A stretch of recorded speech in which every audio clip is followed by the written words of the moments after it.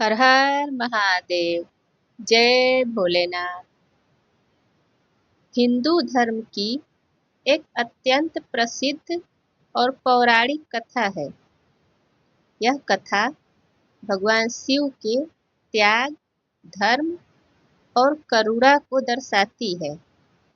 यह कथा मुख्य रूप से राजा भगीरथ की तपस्या, गंगा के पृथ्वी पर आने और शिव जी द्वारा गंगा को जटाओं में धारण करने की घटना पर आधारित है। अयोध्या के राजा सगर ने अश्वमेध यज्ञ किया। राजा सगर भगवान राम के पूर्वज थे। यज्ञ का घोड़ा इंद्र ने चुराकर कपिल मुनि के आश्रम में बांध दिया। राज, राजा सगर के 60,000 पुत्र घोड़े के खोज में निकले। राजा सगर की 2 पत्नियां थीं।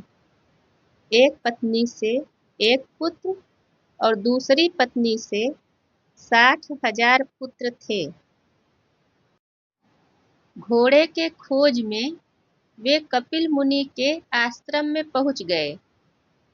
उन्होंने कपिल मुनि पर घोड़ा चुराने का झूठा आरोप लगाया। कपिल मुनि ने क्रोध में आकर उन सभी 60,000 पुत्रों को भस्म कर दिया।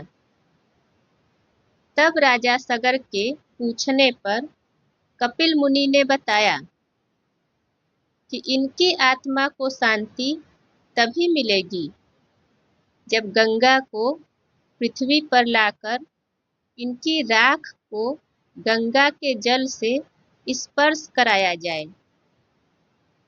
राजा सगर के वंशज राजा अंशुमान और उनके पुत्र दिलीप ने भी कोशिश किया गंगा को पृथ्वी पर लाने की, लेकिन असफल रहे। गंगा को पृथ्वी पर नहीं ला सके। इसके बाद राजा दिलीप के पुत्र भगीरथ ने गंगा को पृथ्वी पर लाने के लिए कठोर तपस्या किया। उनकी तपस्या से प्रसन्न होकर गंगा प्रकट हुई। गंगा ने भगीरथ से कहा कि यदि वह स्वर्ग से पृथ्वी पर आएंगी तो उनकी जलधारा इतनी तीव्र होगी कि पृथ्वी उसे सहन नहीं कर पाएंगी। उनका अहंकार था कि उनकी शक्ति को कोई रोक नहीं पाएगा। तब राजा भगीरथ ने भगवान शिव की तपस्या की। तब शिव जी प्रसन्न हुए और कहा कि वे गंगा की धारा को अपनी जटाओं में समेट लेंगे ताकि पृथ्वी सुरक्षित रहे। जब गंगा स्वर्ग से उतरी तब भगवान शिव ने उनकी तेज धारा को अपनी जटाओं में रोक लिया।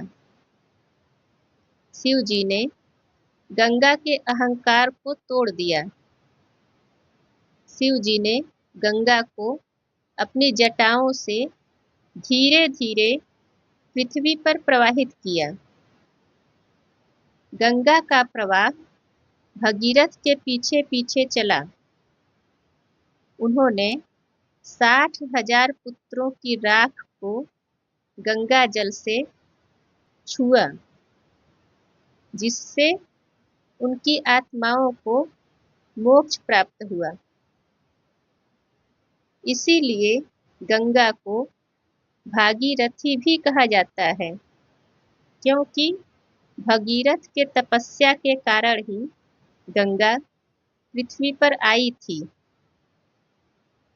गंगा को मोक्षदायिनी भी कहा जाता है, क्योंकि उनका जल आत्मा को शुद्ध करने वाला, मोक्ष प्रदान करने वाला है।